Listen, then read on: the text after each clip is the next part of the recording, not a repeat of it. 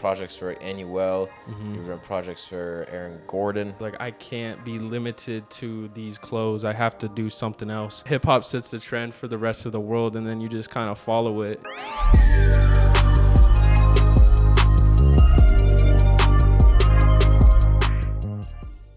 Welcome to the Abheet Path podcast. I'm your host, Abheet Sathe. The purpose of this podcast is to dive deep into influential people's lives that are off a beaten path. So without further ado, I'd like to welcome the first guest. He is a very close friend of mine, a creative genius, the owner of Hue 101, Humans Uniquely Expressed, Hunter Huelle. Welcome, brother. Man, for those of you watching on video, you got to see his fit. Maybe we'll post it on the Instagram. Yes, sir. It's clean, man. Appreciate it. Is that a custom piece you made? Of course, man. Everything is one of one. You can see it right here, one of one. Had to bring it out for the special podcast. Appreciate you having me on, man. Yeah, most definitely, man. I think it was without saying. So, first things first, brother. Let's make a toast to episode number 1. Yes, sir. This is 3D energy drink. So 3D, you better sponsor us. I'll attach a photo here of. I've been a really big fan of 3D for the longest time, and I remember the first location they came in a gas station in Colorado. I drove like 2 hours just to get a couple of bottles. I always think, like, when I see this logo 3D, I always think of like Steph Curry, because like the 30. Sure. Yep. I was like, oh, Steph's getting in the caffeine game. But no, that's really good. I mean, I'm a caffeine addict at this point. Just being a workout guy now, a gym rat, it just kind of comes with it. Yeah, but a little context to the people that are listening and the people that are watching as well is when I was starting up this podcast, I mentioned it to you, and I have to give you pretty much all creative credit and inspiration when it came to the name, because I remember when we were trying to choose a name, I had a whole list and I sent you notes, and you just sent a text like 30 seconds later saying, how about this? And it was a beaten path, and it was just, I fell in love with it instantly. I think it is pretty much exactly the purpose of this podcast, and it's unique. It's a good tie on the name, and so I appreciate that, brother. Absolutely. I mean, I'm a big hip hop guy, so anytime I'm always thinking of like playing off words and stuff like that, and phrases and sayings and everything like that. And you know, yourself and myself, you know, we're off a beaten path. We're not doing the typical thing. It just came to me. I was literally like waking up, and I was like, I got it, and I just texted it your way, and it was like beautiful, and I'm glad you felt it. Yeah, that was crazy, brother. That was crazy. Yeah. So for people who don't know, give a little bit of introduction as to who you are. I mean, that's a big question. Who am I? I'm constantly analyzing that every single day. No, but I think to simplify it, I'm a creative, always have been since I was young, always looking for ways to express myself. And I think too, you know, I was an athlete, a basketball player. My dad was a basketball coach at the college level. My brother is now. So I think you see a lot of that influence in the clothes too. But I'm athlete/artist. You know, that's the start of me. Sure. And I think, you know, I went to a charter school and everything, so it was academically I was always challenged from a young age. But, you know, we had co-clothes, right? Yep. So it'd be like, you know, 4 or 5 colored polo shirts that you were allowed to wear, and then like khaki shorts, khaki pants, whatever. But the one thing that you had the luxury of choosing yourself that didn't have real limitations was the shoes. So I remember seeing a kid in my grades, younger brother, like a year younger than me. He came to school back when they had the Nike outlet here in Loveland. I was like, man, I just went up to him because he had these neon green shoes, and I just was captivated by the color. And I was like, man, I got to know where he got those. And so basically, since I saw that, I went up. I was like, where'd you get those? And since that point, I was like always looking for color and was buying the most, you know, outlandish, colorful shoes to represent who I was. So I think from a young age that, you know, that's kind of what started this journey where it just clicked. Yeah. And I was, instead of writing notes, you know, I was always drawing shoes, you know, drawing anything that came to my mind. People, I've always drawn faces. But basically that's me from the beginning up until now, just someone that is creative and motivated by being fully representative of yourself. Yeah, I think that's really interesting, and that's kind of where I want to dive into as well, is really your upbringing. So other than school, do you think there was other influence, you know, around you or growing up where, you know, it got you into sneakers and got you into fashion? How did that sort of develop? Yeah, I mean, I think like started with that kid wearing those shoes, and I was like, I can't be limited to these clothes. I have to do something else. And then basically, you know, using any money I had at the time to go to the Nike outlets or whatever and find like that one pair of shoes that was just like in a box by itself. I gotta have those, and not wear. I always took pride in wearing stuff that nobody else had. For sure, yeah. And so that was kind of something like I never wanted to conform really, and I didn't really know that at the time. It's just I bought what spoke to me. I didn't care what anybody else was doing. But I think my mom's pretty creative. That's where I get that gene for sure. And I've always, since I was young, I've been a pretty decent drawer, and over time that just developed. And so then there was kind of at some point there was that clashing of like sneaker culture and you know, clothing and things like that. Like, you know, once that weekend hit where I didn't have to wear the coat clothes anymore, that's when I was really starting to dive into what my style would look like once I got out of that school. But yeah, just I've always been creative. Yeah, I think that's really interesting as well. And I know that when we were in high school, we went to high school together. You were always the guy with the cleanest fit. I appreciate it. It was a fact. Everybody knew that he was going to be the best dressed every single day, no doubt. Appreciate that. Was that something that also happened in middle school or in that charter school? Or yeah, where did that I sort of start? Yeah, I think once I got to middle school, I transferred to a school that was outside of town, completely polar opposite to what I had been doing. And this was like complete opposite. That school was a bunch of like really smart kids, like engineer parents, you know what I mean? Like they were real academic. And then the school I transferred to in Severance, it was kind of like in the middle of like a literal like cornfield essentially. And like everyone was in that, you know, sports and everything, and like wore basketball shoes, you know, shorts, whatever. You could wear, it was like going from confinement to like all of a sudden, oh shoot, I can wear whatever I want. And then that's when it really started to take off. But it really wasn't until high school, until I was like, you know, like you were talking about in high school, where I had that full freedom to where like I was more refined in who I wanted to be and represent and stuff, getting into hip hop, 90s culture. You know, you'd see me pull up to school a lot of days with overalls, Polo Ralph Lauren, Timberland boots, like I just was like, you know, hip hop sets the trend for the rest of the world, and then you just kind of follow it, you know, when it calls to you. A lot of your fits obviously have a lot of inspiration with, you know, early 90s, late 90s and hip hop and just culture in general. Was that something you kind of gravitated towards naturally because you were getting into like sneakers? Yeah, I'm trying to think. Yeah, it was like sneakers was kind of like the gateway drug a little bit. And then you just start doing research and everything, and I don't know, some about like, you know, polo rugbies and overalls and baggy fits and everything. And that'd be something down the line that I'd be able to actually meet up with the people that were instrumental in creating those looks, which is crazy. Yeah, man, it just something hit me where I was like, I love this. Like, this just feels natural when I wear it.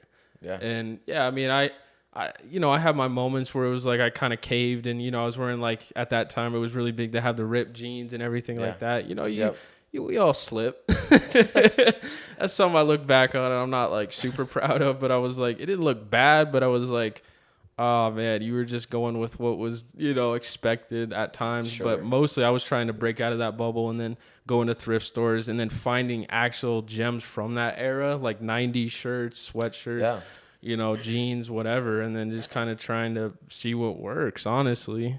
Kind of, it feels like happened around the same time that you were doing your thing as well. Was going to thrift shops became super trendy. Yeah, facts. And finding like vintage pieces to wear. Yeah. And then the sneaker culture in general. Yeah. And it actually becoming like an industry. So that kind of like went in line to at the same time as you were developing as well, which I found really interesting. Did you take advantage of any of that? Yeah, I mean, I think like, I don't know, we're in Colorado. I feel like overall, like, people don't really care about fashion too much out here. Like, it's definitely low on the totem pole as far as priorities go. Sure. You know, I've been to places where how you dress is like everything.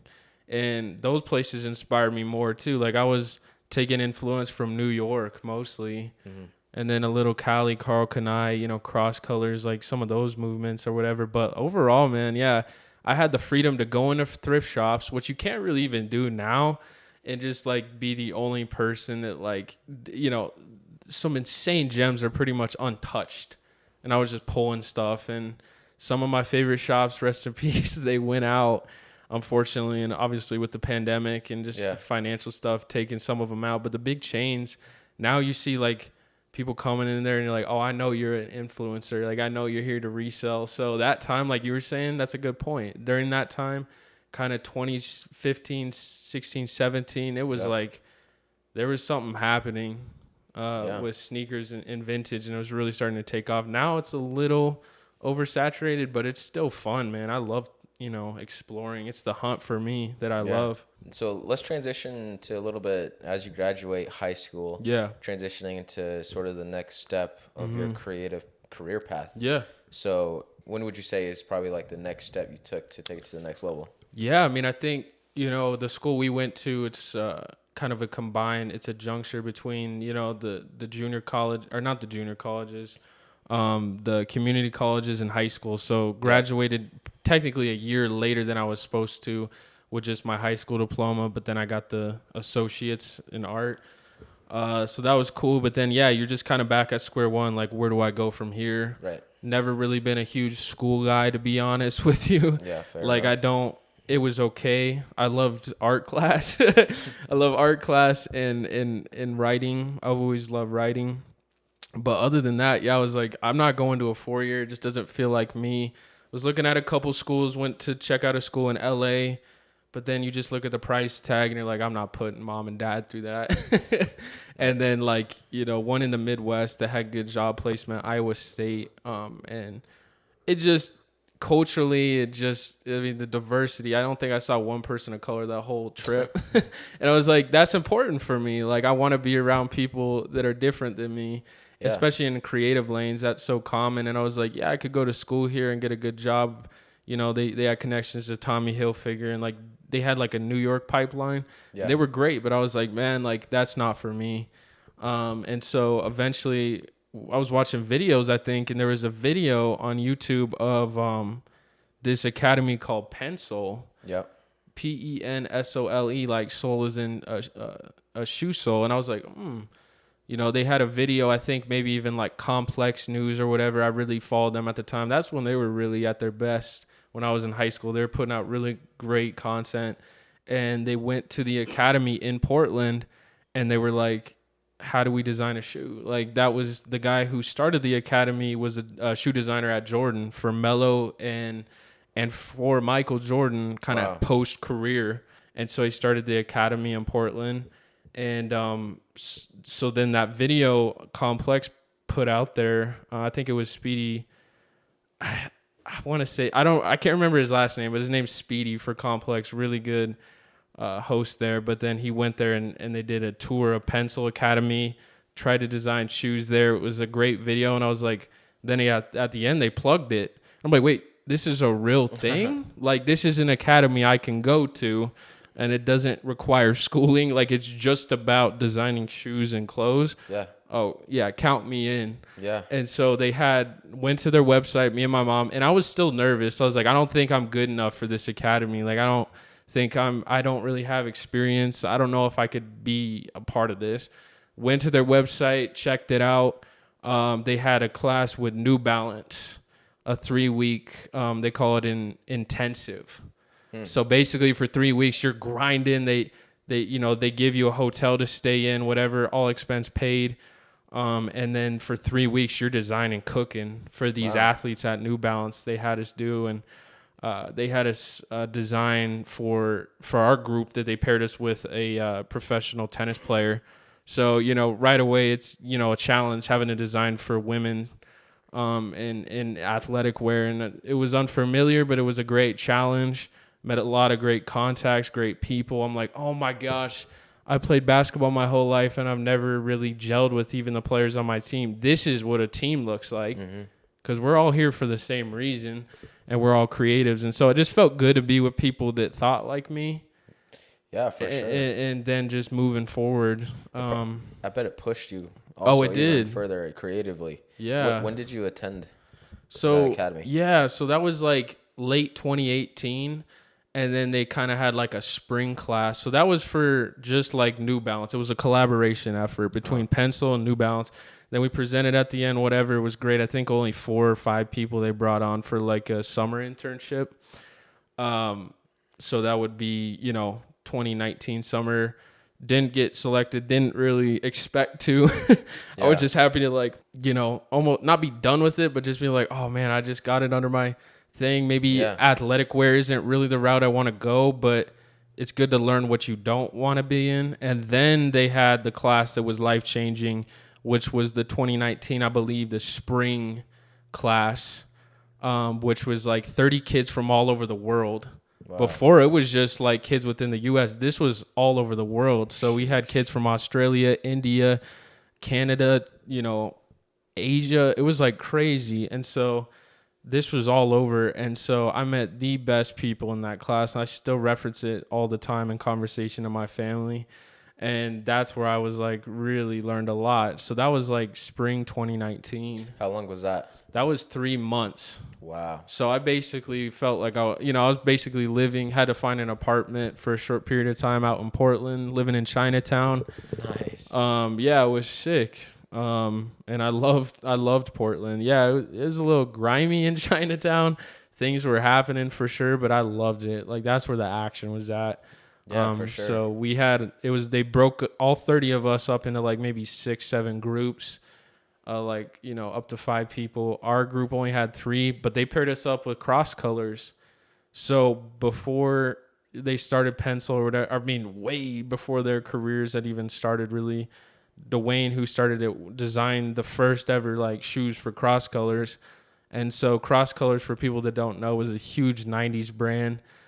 Kind of Afrocentric, but also just very inclusive. It broke a lot of ground and a lot of, borders basically. And was, some people consider like technically one of the first streetwear brands ever. Really? So like late 80s, early 90s, they had Tupac, Dr. Dre, Will Smith was wearing it a lot in Fresh Prince of Bel-Air. Anytime you think of 90s, you think like the big, the Afrocentric colors, kind of Rasta colors or loud colors. Yeah. That was them. They started that. So fast forward, they're like, we want to modernize the brand. And then they paired each group with a different brand. Some Nike, some Adidas, some local Portland brands. I got cross colors.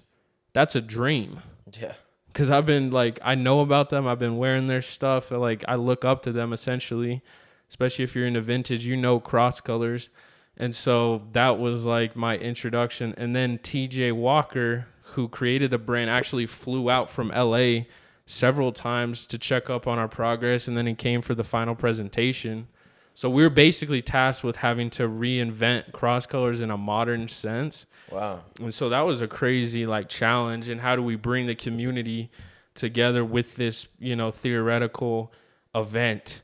And then what do we do? So we ended up making like this idea of like a make your own hoodie cultural community event where everyone comes together and makes their own cross colors hoodie. Like basically Nike ID in real life, but with different apparel and stuff. You choose the colors. You can like custom print a message, the cultural, and a message that you want to be known on your clothes. And basically fast forward, like I think a couple years later, I got a message from him and he's like, yeah, we're actually doing like a cross colors event. Wow. So they kind of took inspiration from what we did. But it was more of like an archival event, almost like a museum, like a history showing like all the important stuff they've done. So yeah, I know that's long-winded. I apologize, but it's just like, it was a monumental kind of life, full circle moment for me. And we still stay in touch, me and TJ and Dwayne. And I know they're busy, but I try to reach out to them as much as possible because they're like real industry moguls. And if you don't know who they are in this industry, you better do your research. Yeah. Because they've been so impactful. So, and they're some of the best people I've ever met in my life. Because you think Cross the Colors was doing like hundreds of millions of dollars in the 90s. Wow. Think of that now. Like, that's crazy. I mean, they were making a lot of money, but you wouldn't even know it knowing TJ, how good of a person he is. So that's inspiration for me for a brand owner. Even if I get as big as I want, don't change. Yeah, for sure. Be humble, be willing to help others. And that's TJ, that's Cross Colors, that's Dwayne. He sacrificed the best career you could have in this industry to essentially give other people opportunity. So I could go all day, but I really do have just unwavering respect for those people. Yeah, I mean, that sounds like it's a very influential point in your career. For sure. What other sort of takeaways do you have from being in the academy that, because did you start the Hue brand after the academy or was it during? Yeah. So basically, well, we had our notebooks that we were doing all our notes in for the academy, taking notes and all this stuff we were writing. And then one day we had a little downtime and I was like the whole point of Pencil though, I gotta make that clear, is to place people ideally in the industry. So you create a product, you present it at the end, and people from major brands are in the audience watching your presentation, essentially trying to recruit people. Yeah. So that's the goal. And you go to Pencil Academy. Now it's actually in Detroit. But when it was in Portland, they have a wall with shoe boxes of every brand they've ever placed people at. Wow. So it was just a wall full of little mini sneaker boxes with the name of the people that went to that company and then the brand. And it was just a huge wall. So it's cool to see like a physical thing of like, wow, this many people went to these many brands. And that was thanks to Pencil. But essentially during that time, it was like, man, I love like this designing process and everything. But then I was quickly seeing like, oh, there's some politics involved in being a part of a brand and having to conform to like, you know, what they want to accomplish. And that's good for some people, but for people that are kind of more like free spirited or like want to take that independent route, I was like, I love this designing stuff, but I don't want to work for a brand. Yeah. And so at that time was in my notebook and I just took like an hour of just, what do I want my brand name to be? I was already thinking there. I was like, oh man, like I gotta have a brand. So I just was like, let's play off the Hue with the last name Huey. Yeah. So I just wrote Hue a bunch of different times and then like put words next to it. What's this acronym gonna stand for? So I just did that for like an hour straight and I was like, Hue, humans. It always started off with humans and then it would be like, you know, uniquely something. And then I was like, humans uniquely expressed. Yeah. Because I was like, everything I'm going to make is going to be unique and it's going to express people in a unique way. Yeah, so let's talk about the Hue brand in general. Sure, yeah. What were some of your first pieces? Yeah, I think officially I put out my first piece in like 2019, which was like a playoff of like a rugby that I actually wore to the academy. And it was like 5 big like polo players on a rugby. I remember that. Yeah, it was like orange and it had all the players. And then someone I met at the academy, Flavio Markowitz, he's from Brazil.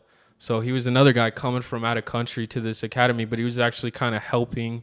He was like an interim, like kind of helping, like help run the academy. So he wasn't a student. He had done a class before, and then they kind of hired him to help out.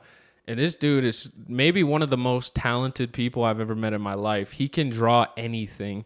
You give him a style and like how you want it drawn, he can literally mimic any style. And so like it's incredible. So like it was just a blessing from God, honestly, to meet that man, because like if I didn't have him in my corner to help bring these ideas to life, it'd be really tough. So I was like, hey dude, I love this polo design. I'd love to pay you to reflip it as with them as skeletons on skeleton horses and skeleton riders with like weapons instead of the polo sticks, whatever. He's like, all right, dude, sick, let's do it. And so he just like gave it back to me. I was like, dude, are you kidding me?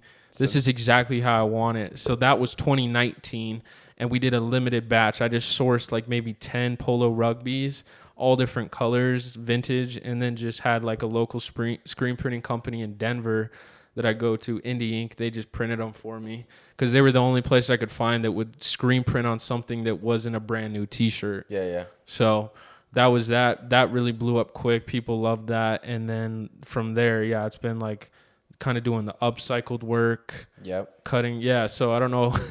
That's a whole other thing. What project or what piece would you say really boosted the Hue brand? Yeah. For, your growth? Yeah, I think that's a good question. The first one was probably the Nike Army collection. I remember that. So I like took these vintage banners that would hang up in the stores, like canvas Nike banners with this big red swoosh. Yep. And like cut it up with Army pieces. And then that really, like, to this day, I still get tagged like Fashion Archive pages and different brands or just different pages on Instagram tagging me. That one really stood out. And then I got reached out. That helped me get exposure. I got reached out to by Devin Booker's stylist, and then like Anuel, who's like a big Puerto Rican rapper, his stylist. So they commissioned me for some pieces to make him for the tour he was on. So that hit the Explore page really big, and I think High Snobiety posted it, and they have like I think over 1 million followers, and so like that really brought in some attention for sure. Yeah, I remember that as well. And yeah, if I'm not mistaken, a couple of our buddies actually have a piece. Does Darian have Darian has a piece. Okay, the pants, one of the pants. Yeah, so yeah, I remember those. Those were really clean. For sure. And those are really different as well. So I think that's also another reason why it blew up. But yeah. Now a word from our sponsors.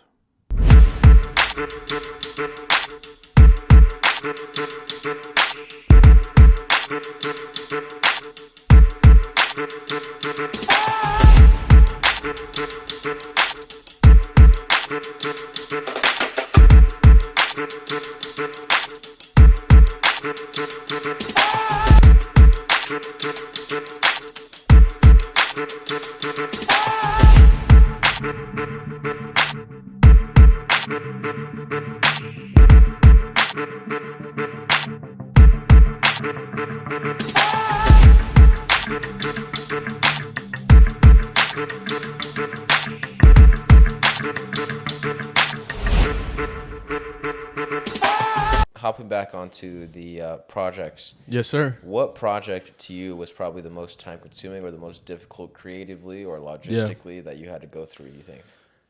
So basically, I think with the Anuel pieces, I think I was taking a vintage Marlboro cigarette sleeping bag.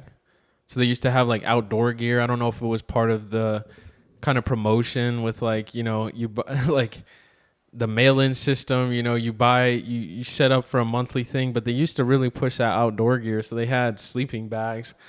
And it was that infrared red, like in black. And I just when I saw that, when I got it out of the thrift store, I was like, man, I want to use that. And then I got at the same thrift store, I got a vintage duffel bag, Air Jordan duffel bag with that same kind of infrared red.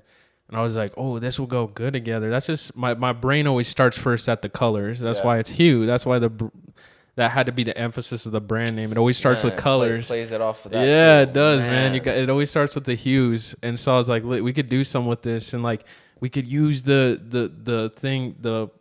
duffel bag as like a bib for overalls and use the straps. So that was like an idea I had maybe 2 years ago. I literally had the mock-up design 2 years ago on my laptop, just waiting to be made essentially.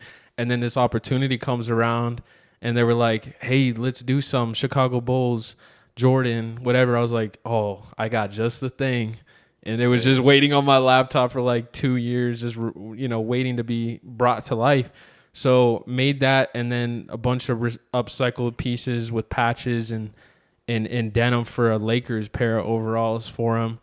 And that I just sent the mock-ups, and it was so easy. They're like, yes, we want it. Perfect. So then I found this new seamstress in Loveland, and she was great. But it was like around the clock for at least like 2-3 weeks. But they were on a super tight schedule, and they're like, we need this yesterday. Yeah. And like, because he was gonna wear it on tour. Because they were gonna wear it on tour, and then we had to. It was just like I was starting to get to the point. It was cool for a bit, and then it started to prolong a little bit.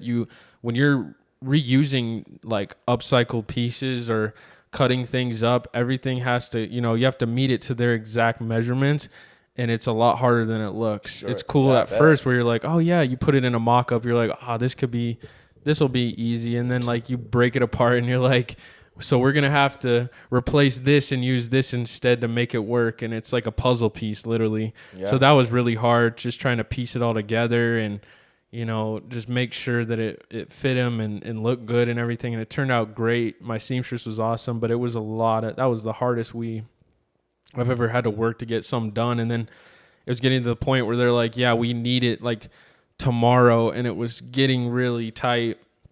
And so we eventually got it done. I literally took the pieces, put them in a box, ran them to the local post office, like right before, and then like had to overnight it, like $250 just to get it to Miami the next day. They reimbursed me. They were so great to deal with. And shout out Anuel's team. They got good people over there for sure, but it was definitely a pressure situation, and we didn't think we'd get it done, and we got it done. Yeah, that's cool, man. And so it was rewarding, but it was like around the clock, and I was like, oh wow, this is more work than I thought it would be. But you see that final product, and it's worth it. Yeah, for sure. And so it's one of one, which I think is obviously the coolest part, and I think for them as well. Nobody has that piece that they have. So the fact that they're going to be wearing, like he's going to be wearing that on tour. I bet he got a lot of props for that. Yeah, no, true. So let's make a quick list here. You've done projects for Hunter Huelle. You've done projects for Aaron Gordon, which I think is really sick. What other sort of like names have you done it for? Projects for? When I did the Army Pants, Devin Booker's stylist reached out and he wanted something similar. So we actually cut up. I had to buy the same banner on eBay. I luckily found one, and we cut them up with a tan pair of Dickie pants, like work pants, and did that for Book. Unfortunately, that was for All-Star Weekend. He wanted to wear them, and then he got hurt. So I never got to see him. Never even got to see a picture. I haven't seen him. Exactly. So, I wish I could have had that picture to show. It was definitely played down as far as compared to the Army stuff. Because if you look at Dev's style, like he's pretty low key, pretty minimalistic, more minimalistic, and I love his style. Shout out to Brown, he's a great stylist. But he's so I never got to see that. So, and technically with like with Aaron, that was a crazy situation. Another kid, shout out to Hunter Thorne, kid that was just a really good kid. He was actually going to CSU, but he was the equipment manager for the Denver Nuggets. So he was going to CSU, finish up. Yeah. And then and then we met up. I was like, oh wait, you're in Fort Collins going to CSU, and so we met up, gave him a couple T-shirts for his time, and like gave him the jacket for Aaron, and he like sent me a picture like I think the next day or something. It was hanging up in Aaron's locker. Aaron Gordon, to be specific. Yes, Aaron Gordon's locker. For the Denver Nuggets. Yes. And it was hanging up in his locker, and it was just so cool to see it hanging there. And I was like, oh, cool. Maybe he'll wear it. I didn't really have any expectations. Sales weren't, you start a business, you think everything's just going to fall into your lap. Yeah. Sales were good. Well, they were okay, but like not what I expected. I was like, I thought it was going to take off. Kind of almost starting to get down on myself. And then Aaron wore it, just like it was divine timing, because then he wore at the last regular season game. Yep.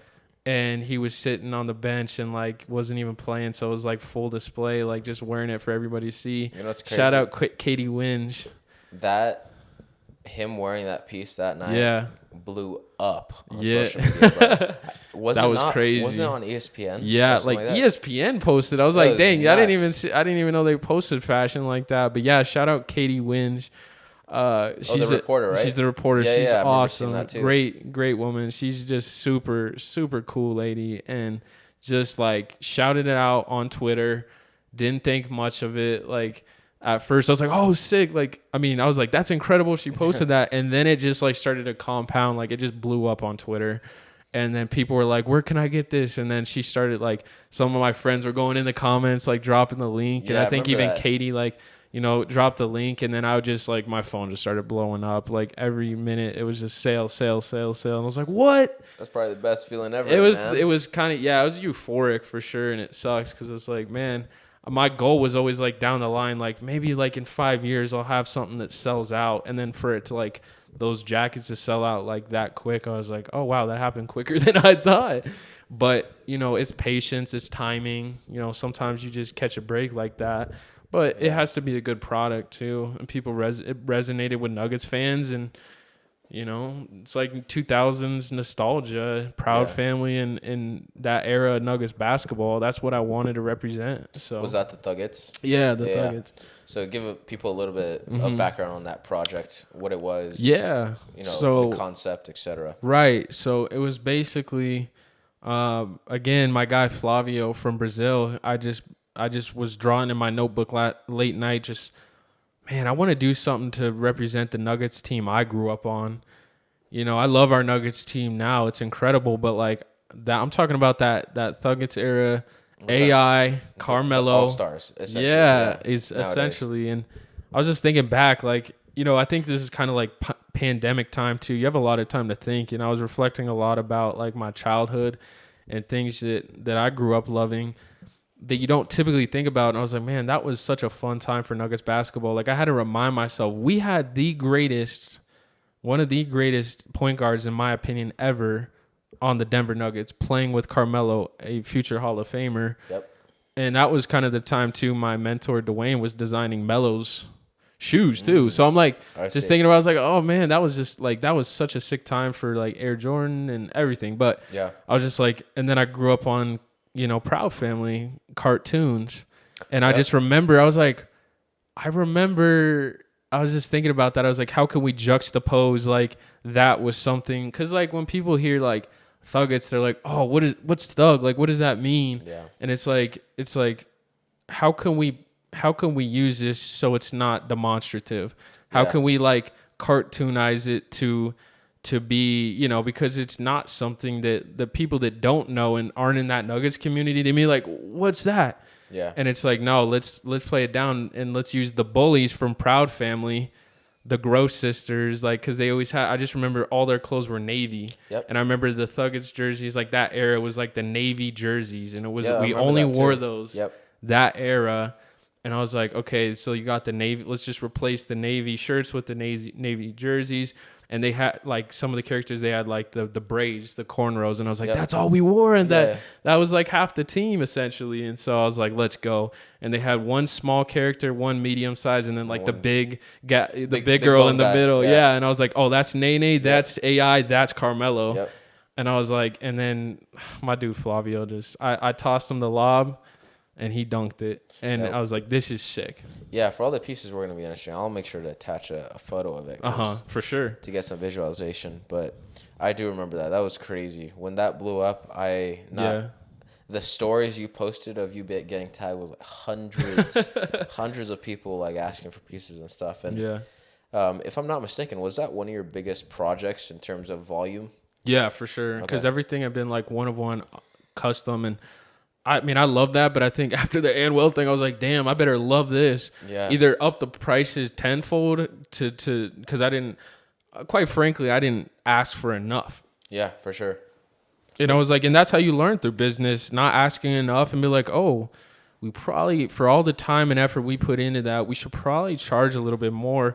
And I love it, but it's a labor of love. Yeah. And so I was like, how can we outsource? And, you know, I'm thinking financially too. Like I want to start to like build, you know, some sort of like money for myself that's scalable through a scalable product. And I was like, let's look overseas. So I started to outsource and find good manufacturers. And there was a trial period of getting samples, not liking this aspect, not doing this. And then eventually I was like, I found the one.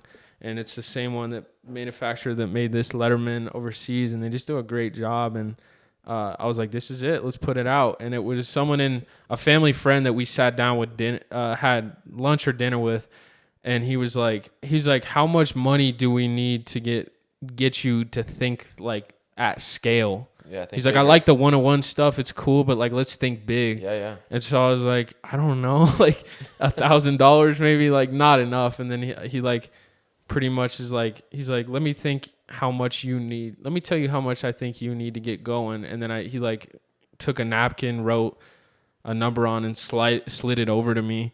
And it was like 25 or 30K. And I was like, oh, you're thinking that big. And then he was basically like willing to maybe help out. And I was like, nah, I can't do that. Like I just couldn't let him do that. And so basically, that person though got me to think, no, he's right. I got to think bigger. If I believe this much in an idea to put this much work in to this point, you might as well go all out. And for me at the time, going all out was still limited, but it was, I did 50 jackets. Yeah. So what pieces did you release with the Thuggets collection? Because I know there were the jackets, but there was also hoodies, right? Hoodies, t-shirts, and then I also did like a Birdman exclusive hoodie and t-shirt I as remember well. that as well. Yep. So On the yeah, I mean, motorcycle, yep. 100 hoodies, 50 Birdman, 50 Thuggets, and then 50 jackets. So yeah, I mean, limited compared to what most brands do number wise. But starting out, I was like, this is a task. This is daunting. Like, I kind of had to put my back against the wall type of thing. Yeah. Like, all right, you got to see what you're made of, see if you can sell this, and then you can actually start to generate something that's like somewhat, respectable to get you to provide for your other ideas. You know, it's constant reinvesting when you're starting out. So 100%. What do you think are some challenges you faced during then that you overcame? Obviously, you touched on, just thinking bigger, I think, first and foremost. But maybe logistically or like an operational standpoint, what sort of challenges did you face that you felt like you overcame, or maybe you're still learning from? Yeah, I think the biggest thing, honestly, is like, if I'm being vulnerable, is just like more learning what I really don't like about doing this stuff, and then what I'm really good at, identifying kind of what are my skill sets and what are things that I'm not great at. One of the things I'm not great at is social media sometimes, like consistency and posting and things of that nature are tough for me. But I started off kind of from a jaded perspective, or not a typical perspective, because most of the things I started out posting, they just got taken by other pages that were bigger than me posting that, bringing them to me. So I was like, I didn't really have to do real work up until like 2 years into the brand. And I was like, I'm just now seeing where I'm like, oh, I got to like go that extra mile to like really push things. So that's been a challenge. And I think just constantly, if you're a creative, the constant battle of like, imposter syndrome. Like, is this truly what I want? Like that whole brand identity thing. This like, does this fall my brand identity? I don't have a brand identity. My brand identity is doing whatever I want to do. That I feel passionate about. And so sometimes you got people that came to follow me for the Thuggets collection, and then you got other people that are following me for the custom stuff, which is kind of two different things. So right now it's the process. It's an ongoing process of how do I differentiate and decipher between the two, and having different identities within the brand. Like Polo has Polo Sport. Polo, they have Purple Label, which is the high-end stuff, thousands of dollars. They have Polo, like their Army division, which is RL. And then they have like all these divisions, and like, I'm just like, that's kind of where I want to go, where it's like, I want to do everything that comes to my mind. Don't leave anything on the table. But also, like, really, it's hard you have to individually, build those identities on their own. So it requires attention for each entity, essentially. So that's hard sometimes. Yeah, I think that ties into the next question. So for some people who don't know or follow your socials, which obviously we'll have them tagged here, but you have the Hue 101 page, and then there's some other sort of what we call like divisions. Yes. So do you envision the Hue brand to be like an umbrella, or like an umbrella company for like these other divisions, kind of like how Polo does it? Yeah. And then if so, describe what I guess is currently out there right now, and what are your plans for steps?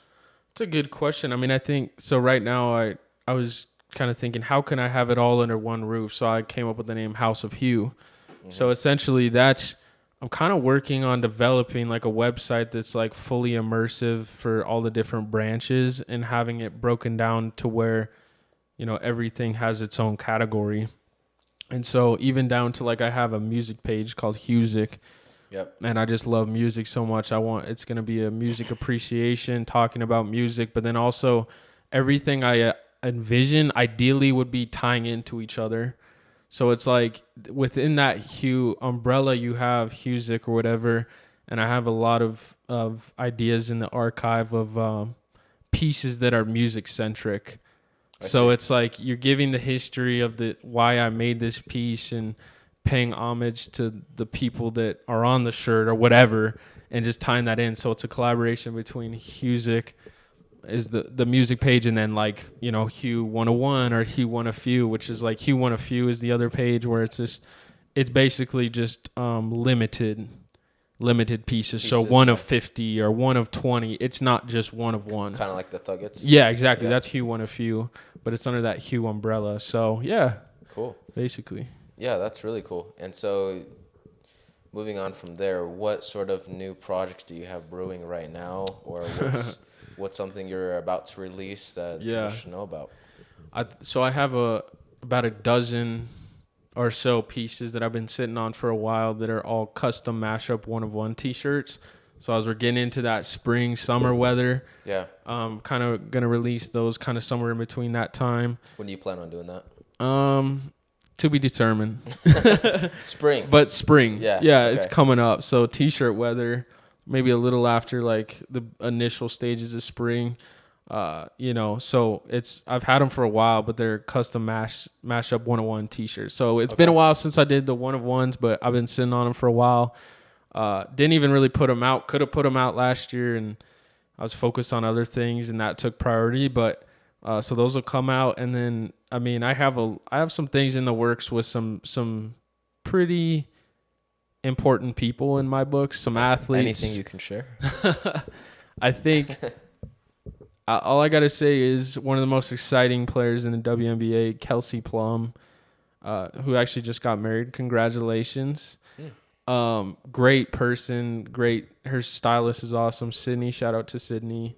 We've been in the works for a custom commemorative Letterman jacket to commemorate what she just won, the WNBA championship in Vegas.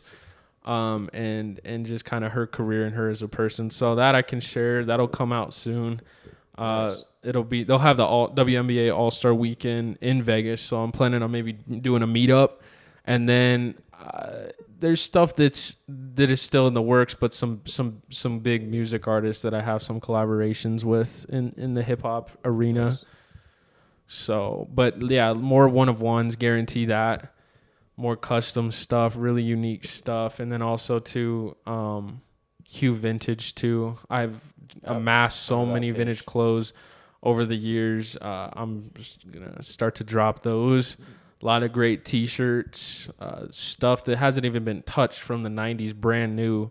That I'm dropping, sportswear, streetwear, all that. So that's the other sector. So a lot of cool stuff that you can snag for a good price. Yeah.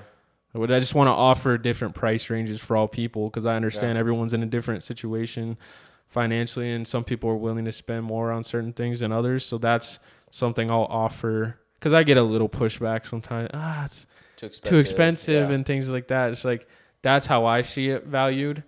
And that's my opinion. I'm not going to change it, but I will say, I want to offer other things. So that's another sector that I can offer here soon. So that's coming soon. Yeah, diversify. I think that's really important from a business perspective, but also just in general. For sure. To keep yourself busy and just keep you creative. Yep. Now, in terms of for the rest of the year, what type of goals do you have for the business and for yourself personally?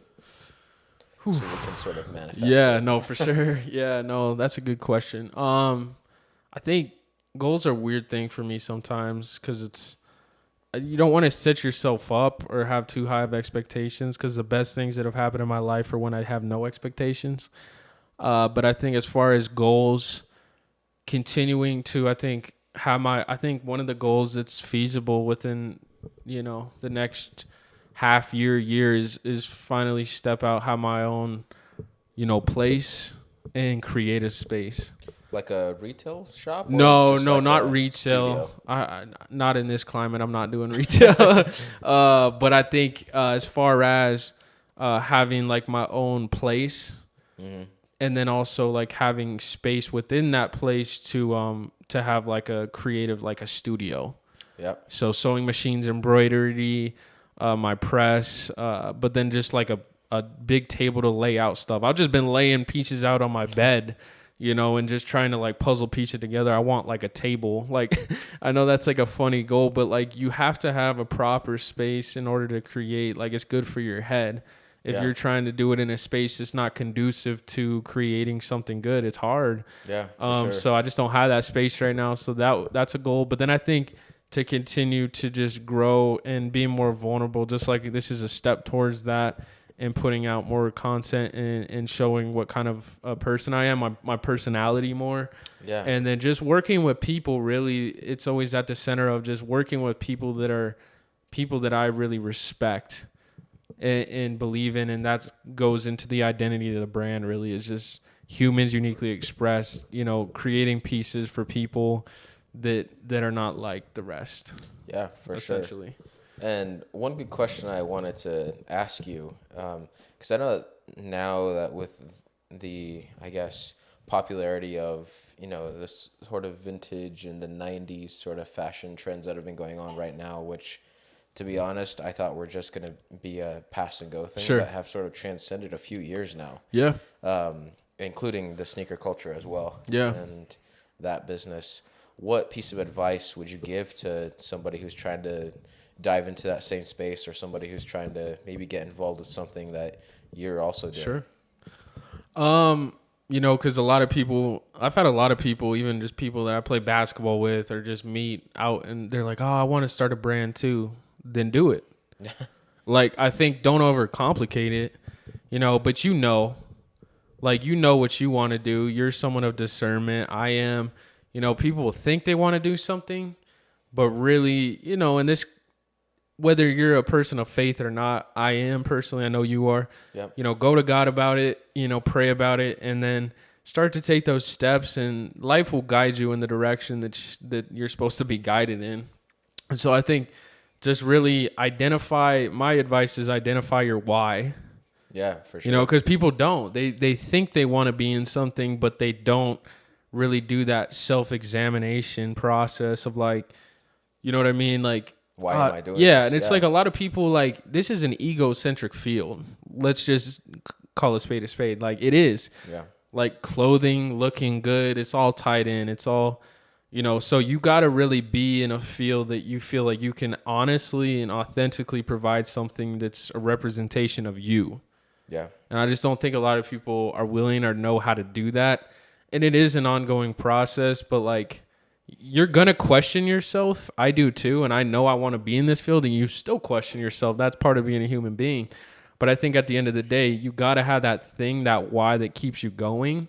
Yeah. And you got to bring value in some capacity to this game, or else you'll phase out.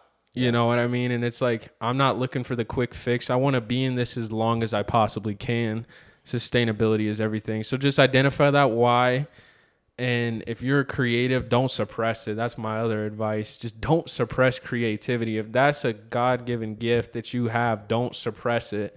Because it's really is a slap in the face to God. Because if you don't use what he's given you, then it's damn near disrespectful. Exactly. So I think that's something I've identified, and I'm not going to sacrifice that just to play it safe. Sure. So yeah, just basically not really giving a fuck and just doing it in general. I think that's the main thing. Definitely. And being unapologetic for sure. Especially now, because I feel like a lot of people struggle with being unapologetic with, for example, things they post on social media. Yeah. How are they going to react? Yes. Who's going to, react this way and that way? And really just like for me, for example, I've had a lot of sort of doubts about, uploading certain videos or just certain TikToks, or, for example, saying maybe I'm being a little too vulnerable, etc. But at the end of the day, who cares, right? The only opinion you should care about is God's opinion. Yeah. And exactly. My thought process, which I know you probably align with as well, is God puts things in your mind for a reason. Yeah, he does. It's not just some random thought you're having. It's, something that could evolve into something bigger, which is essentially why I started this podcast. Amen. And so one other question, I guess, to close off the interview is, what's next for Hunter Huelle? Yeah, I mean, I think these are great questions to ask and ask each other as friends. And, you constantly have to revisit this question. But I think what's next for me, just continuing to do what I'm already doing and seeing this thing through. Yeah. And I think sometimes I get carried away of like what's next, but be as present as possible. Mm-hmm. Continue to focus on my health. We're in this health journey, and but just continuing to be a healthy individual spiritually, mentally, physically.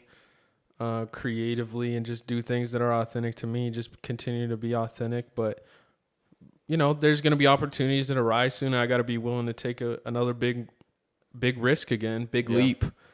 And I think sometimes, it's easy to play it safe or be complacent, but I just want to continue to be someone that pushes myself. So that's the biggest thing. Do you think your faith has tied into that a lot?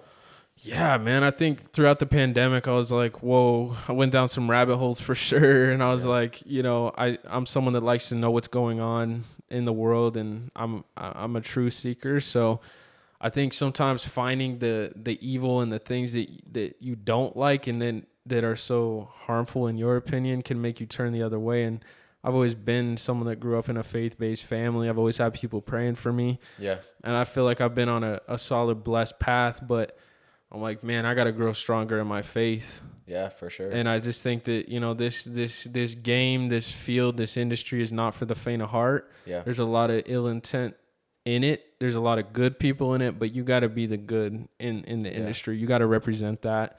So just being on that path, it requires faith, because there's a lot of times that are going to make you want to quit. Yeah, for sure. So I just think having that faith to fall back on and know that it's so much bigger than you. Yep. Like sometimes it's just good to realize that nothing matters except for that relationship, and just like doing it for the right reasons. And I'm far from perfect. We all are, but that's where that faith comes in. So, but I'd like to turn it on you. What's a goal that you want to, because obviously we're already knocking goals off the list. We're starting the podcast. I mean, it wasn't a week later, this guy told me he wanted to do a podcast, and he's making moves already. So yeah, man. I know you're a lofty goal type of guy. What's on your radar? Well, there's a lot of goals I have. For sure. I would say, first and foremost, my perspective on goal setting is I think it's important, because without a goal, it's a dream. Yeah. And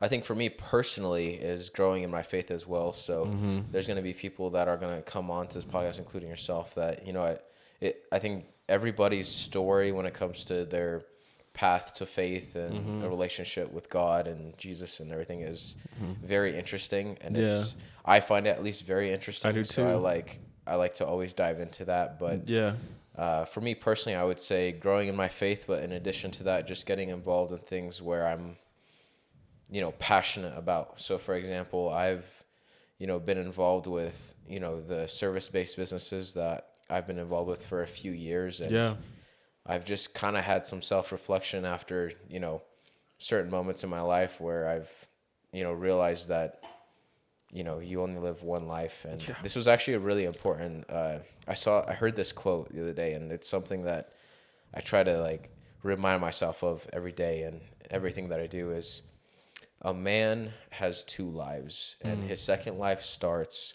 once he realizes he has one life. Ooh, that's hard. So just taking, that sort of vision with everything I approach. Yeah. And, this podcast, for example. So my goal was really just to put out content and stuff that when I'm 60 years old, 70 years old, I can look back and be like, I'm so glad I did that because of moments like these. And really the only thing you have, as you go through time and as you grow up and as you get older is moments in time. That's really the only thing you own.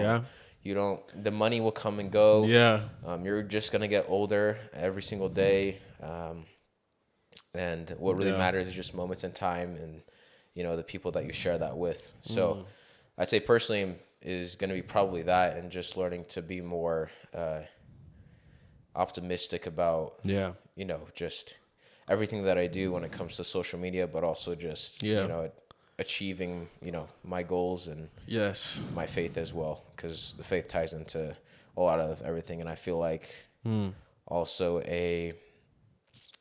so this was, I guess, something that I kind of wanted to point out, because I feel like I tell some people this, but a lot of people also realize, because for me, I would say I'm in no way an experienced Christian in any way. In fact, my journey with Jesus is really new, and it's been based off of certain, experiences in general. And for me, I'm a very logical person. Yeah. So that's how I kind of grew up. But from the things that I've researched and the things that I've found out, the Bible is such a book of truth, and regardless of, whether you want to tie it into some, heavenly, being or person or entity, Yeah. the lessons that it teaches, and the Yes. storytelling that it has, ties into essentially what you should live to become every single day, which Absolutely. is a better version of yourself. Yep. Be respectful to others, be kind to people, approach everything with a level of respect with everybody, Yes. and also being unapologetic and be purposeful with everything you do. Right. So I feel like just for me personally, tying my faith into everything I do is probably going to be one of my main goals. That's amazing. Obviously, there's other business goals I have, but that's Yeah. probably what every single goal I have is rooted in. So That's amazing. that's why I do what I do, and I feel like Yeah. for you as well as a creative person, Yeah. it's a very hard industry to be in.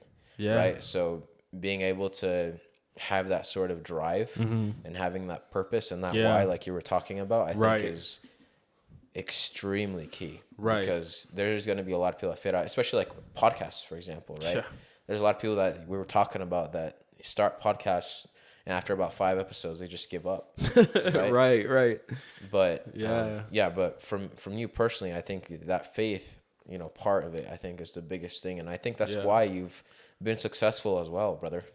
I think that's really what it comes down to as well, is you just persevering Yeah. and you just being you. Yeah. Being unapologetically you. Yeah. Which I think is the whole essence of your branding. So Yeah. Well, I appreciate that, man. Likewise to you. I mean, I think more than anything, everyone defines success differently, but I look back and I'm someone that I was having a conversation with an old friend and he's like, "What are your regrets?" And I was thinking about it. I was like, I don't have any. yeah. And like a lot of people, like, I think regrets stem from like wanting to live life your way.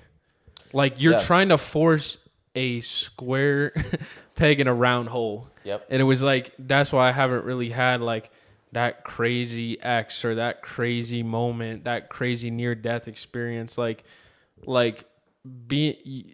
always been prayed for. Yeah. Like, and that's where I'm like, yeah, my faith has been like up and down. Sure. That's part of adolescence. Like when you're a kid, you're not thinking about God really. Yeah. So it comes as, we get into this age where our younger 20s and things of that nature. But I've always been prayed for. I've always had a guardian angel, and I've always been exactly where I need to be at any given time. And I can just now see that now. Yeah. And so success is part of that. If you're doing the right things and it's coming from a good place, you're bound to have some successes. I think that's why you've had your successes too. And then also just not giving up and things like that. It's like, I always look back at it because like the hardest thing I've ever done was play the game of basketball. Yeah. And the reason that it's hard is because like I was always gifted. Like I was able to jump pretty well. And like I had all the raw ability to be a great high school basketball player. And my journey was different. And I just didn't, I ended up kind of moving away from it. But like the moment where I was like, okay, this is why you stick with it. It was the same moment I almost gave up on basketball completely. I see. And then I had the best tournament of my life. So it's like, you know what I mean? Like you're you're right there at the door about to open it. And then like if you give up too soon, that could have been that. But I always look back on that like it's sports, I get it, whatever. But I think there's a lot of parallels of sports and life and especially basketball. It's a hard game. Yes. And like even if you have the ability, it still means you still have to work extremely hard and you have to be persistent. And so that's something that I look back on and I was like, nah, man, stick with it. Because you were about to give up on basketball and then you saw a whole new side of yourself. You were just waiting to step into that new role. 100%. So, and basketball is also a team sport.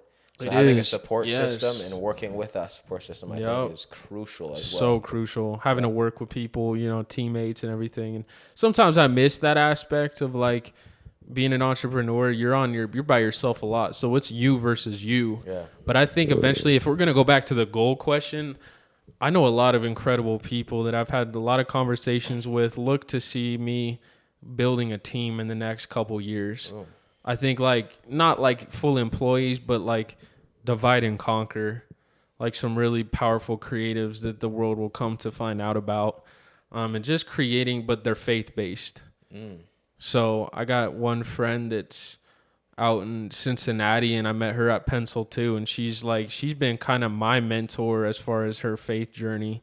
She's in her later Actually, no, she just turned 30 actually, but she's been older than me and had more life lived and really kind of came into her own spiritual journey, but also being in a creative field. Yeah. And being a creative too, you have to, the elephant in the room is that it's very secular. You know what I mean? So like, that's what I'm looking to build is like you're saying about like work and stuff. How can you infuse the two together?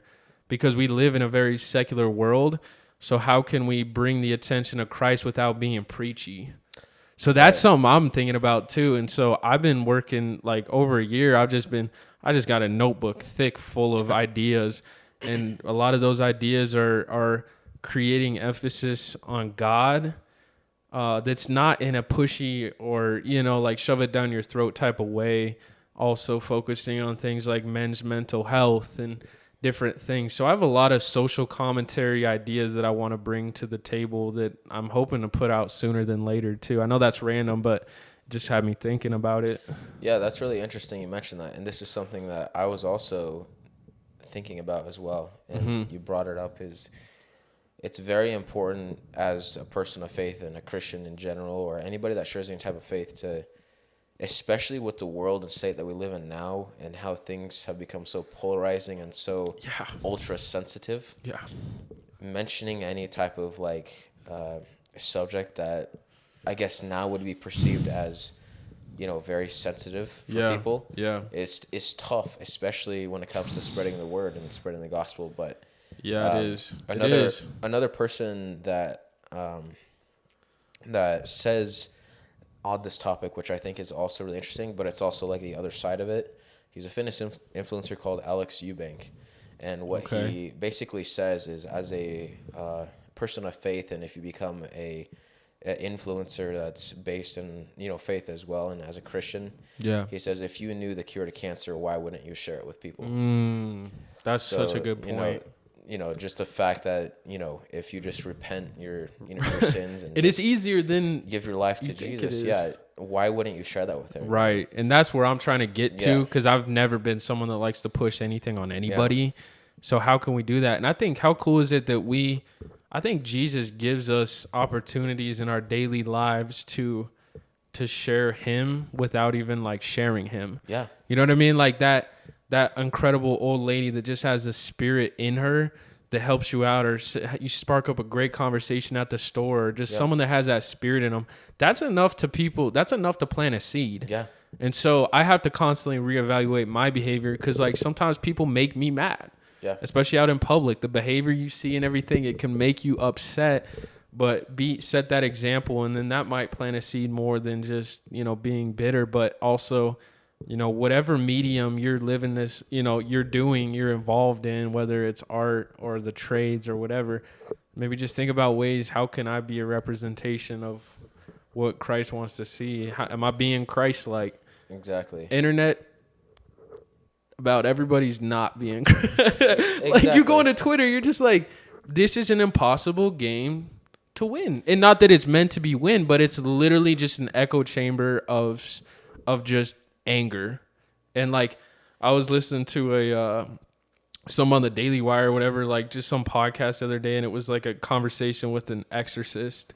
Like he like works with exorcisms, like a Catholic priest or whatever. And dude was so interesting to talk to in his experiences. But it's like the interviewer was like, he started asking him about the phone. And he was like, I think this is like a portal to hell. Like it can be. Yeah. Because it's like it's one search away or one tap away from so you got to just protect your brain. And if the pandemic's taught me anything, I'm sure it has you. You really got to be careful about what you think, because you're a product of your thoughts. Yep. And especially creatively too. You just gotta, I just love when that God intervenes and he gives you that true discernment. Oh, yeah.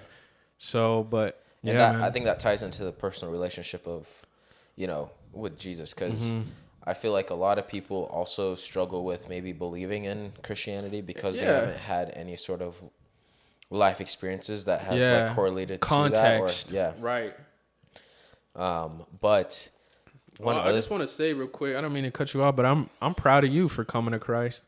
Yeah. You know what I appreciate mean? it, man. Because you are a logical person. You're kind of a black and white type of dude. But it's really amazing that you've come to that. And I know you've had your triumphs just as we all have, but I think you allowed it to turn you to that direction where I think a lot of people turn the other way in spite of or in anger. And so I'm the same way. I'm like, all right, let's try to turn this into a positive. So I'm proud of you, and I'm learning just as you are. I mean, we're relatively new. And that's another thing as well is one thing I don't want any of the listeners or the viewers to think is that just because we're talking about faith, and me personally, just because I'm talking about it doesn't mean I'm an expert in it. Absolutely or like I'm an not. experienced Christian. And I just like talking about it because it's something that I fully want to invest myself in, and something that is super important to me. And I think a lot of people, might find value in it. But yeah, man, it's crazy. Well, I know that we'll definitely talk about this more. We'll we'll throw you on one more time, and for sure, if not more. But yeah, man, I really appreciate you being the first guest on the podcast. Of many, so we'll that's pretty much all the questions I had. We could go on, but we'll for sure talk about more stuff. But absolutely, is there anything that you want to say to the viewers, say to the people watching, any new projects? Tap in with me on social media at Hugh1of1. That's the brunt of where I post at. That's most of where the posting happens. To stay updated with all my projects, Hugh1of1 at Hugh1of few. At Hugh Vintage, at Hugh. I'll have all this stuff attached. Yeah, exactly. I'll have it all linked. So. It'll all be linked. But yeah, just the House of Hugh umbrella. Just tap in with me, and it's gonna be an exciting next. I mean, the rest of this year, it's already moving so fast. It's already March. Right? Damn. I know. But I'm just tap in with me, and I promise you, I'm gonna deliver on some crazy stuff. So appreciate the opportunity just to be here and be able to just express my opinions and. Just chop it up with you, but man, I'm proud of what you're doing, and I'm just glad we can continue to have this friendship, honestly, and just talk. 100%, and like I said, we'll have you on here a lot more because I feel like for sure there's a lot of things that we should all like sort of like talk about. And for sure, but yeah, I'll let everybody know. If I'll have all this stuff linked and attached. Show your love. Yes, sir. And with that being said, if you haven't already, go ahead and subscribe, like this video. If you're on TikTok watching it, or Instagram, show some love, likes, reposts, reshare it. Yes, sir. And yeah, we'll just kind of see where everything goes. Yeah, and, man. The goal is to really just be a new sort of format for people to share their opinions, share their life stories, and their lives off a beam path. So love it, man. But other than that, with that being said, we'll end episode 1. We'll do another cheers here, brother. Yes, sir. Appreciate it. Appreciate you being the first guest once in a while. Yes, sir. One too many. Appreciate it.